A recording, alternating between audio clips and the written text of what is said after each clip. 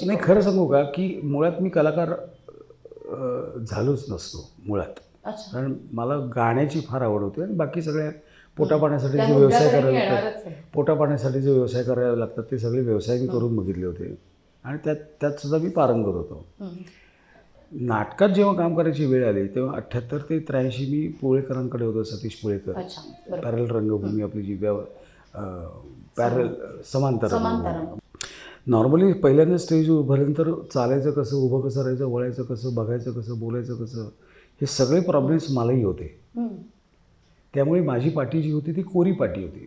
त्यामुळे पहिल्या कोऱ्या पाटीवर शाहीर साबळे लिहिले, शाहीर साबळेने लिहिलं, मग लक्षामावाने लिहिलं, मग विजय कदमने लिहिलं, सुधीर जोशीने लिहिलं, राजा गोसावींनी लिहिलं, मग शरद तळवलकरांनी लिहिलं.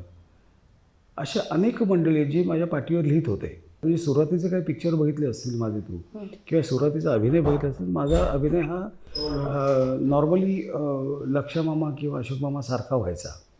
टायमिंग राजाभाऊंच्या जवळचं मी करायचा प्रयत्न करायचो, शरद तळवलकरांच्या करायचा प्रयत्न करायचो. टायमिंग हा विषय खूप महत्त्वाचा आहे विनोदी नाटकात. त्यामुळे ह्या सगळ्यांकडून ह्या गोष्टी मी घेतल्या